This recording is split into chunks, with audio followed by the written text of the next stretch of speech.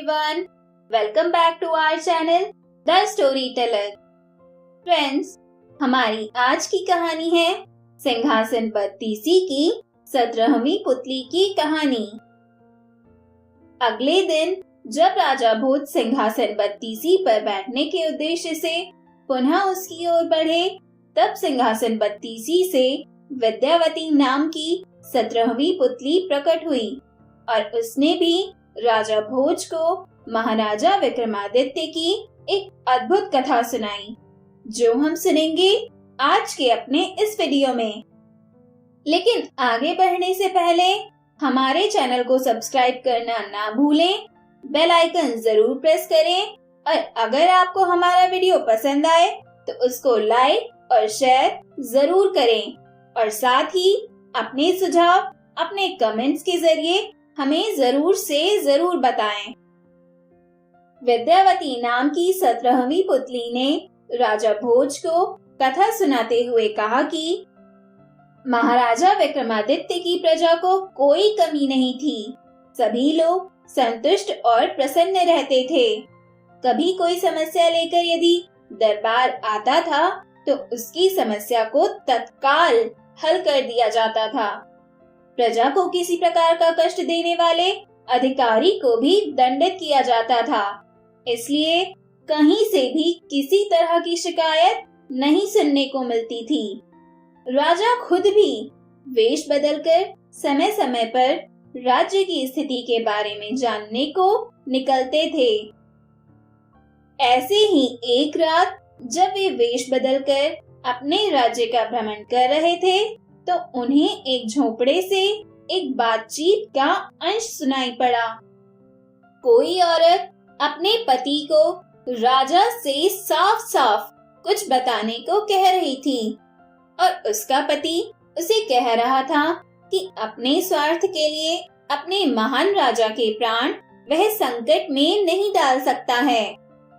विक्रम समझ गए कि उनकी समस्या से विक्रम का कुछ संबंध है। उनसे रहा नहीं गया।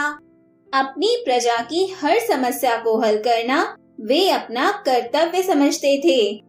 उन्होंने द्वार खटखटाया तो एक ब्राह्मण दंपत्ति ने दरवाजा खोला। विक्रम ने अपना परिचय देकर उनसे उनकी समस्या के बारे में पूछा तो वे थर-थर कांपने लगे। जब विक्रम ने निर्भय होकर उन्हें सब कुछ स्पष्ट बताने को कहा तो ब्राह्मण ने उन्हें सारी बात बता दी।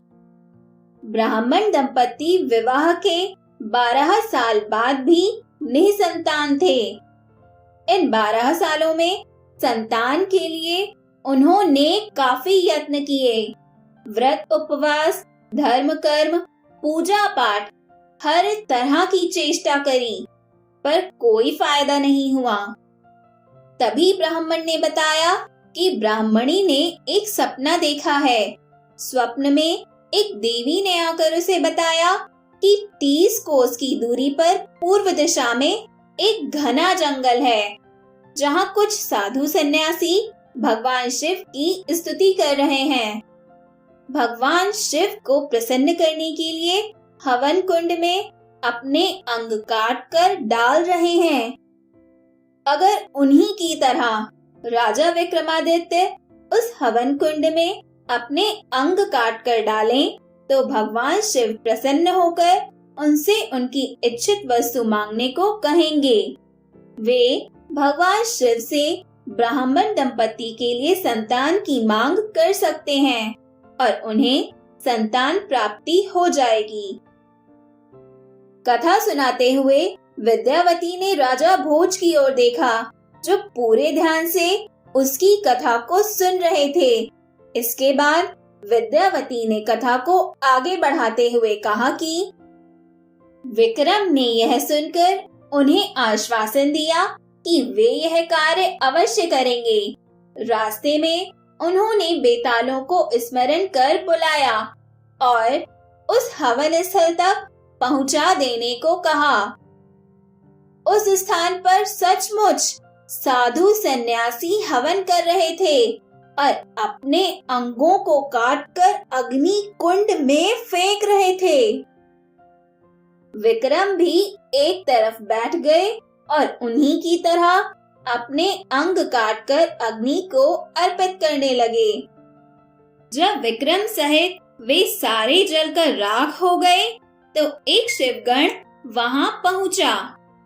उसने सारे तपस्वियों को अमृत डालकर जिंदा कर दिया, मगर भूल से विक्रम को छोड़ दिया। सारे तपस्वी जिंदा हुए तो उन्होंने राख हुए विक्रम को देखा। सभी तपस्वियों ने मिलकर भगवान शिव की स्तुति की और उनसे विक्रम को जीवित करने की प्रार्थना करने लगे। भगवान शिव ने तपस्वियों की प्रार्थना सुन ली और अमृत डालकर विक्रम को जीवित कर दिया। विक्रम ने जीवित होते ही भगवान शिव के सामने नतमस्तक होकर ब्राह्मण दंपति को संतान सुख देने की प्रार्थना की। भगवान शिव उनकी परोपकार और त्याग की भावना से काफी प्रसन्न हुए और उनकी प्रार्थना स्वीकार कर ली।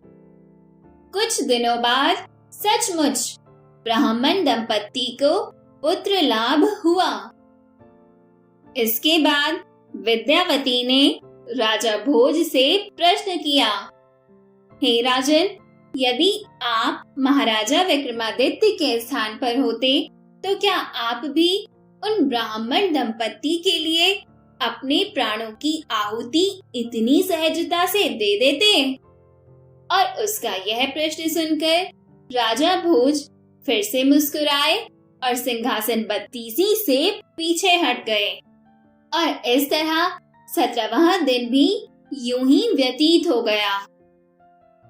तो दोस्तों, हमारी ये कहानी भी यहीं खत्म होती है और इस कहानी से हमें यह शिक्षा मिलती है कि एक मनुष्य में परोपकार और त्याग की भावना होना अत्यंत आवश्यक है, क्योंकि इन्हीं भावनाओं की वजह से एक मनुष्य दूसरे मनुष्य के कष्ट को समझ पाता है और उन कष्टों को दूर करने का हर संभव प्रयास भी करता है।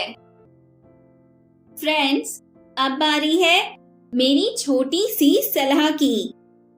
पछतावा अतीत नहीं बदल सकता और चिंता भविष्य नहीं संवार सकती, इसलिए वर्तमान का आनंद लेना ही जीवन का सच्चा सुख है। तो दोस्तों, अपने जीवन के हर मोमेंट को खुलकर एंजॉय करिए और मेरे साथ सुनते रहिए मेरी इंटरेस्टिंग ऑडियो टेल्स। हम आपसे फिर मिलेंगे नेक्स्ट वीडियो में सिंहासन बत्तीसी की अगली पुतली की कहानी के साथ। तब तक के लिए आप सभी को नमस्कार और धन्यवाद।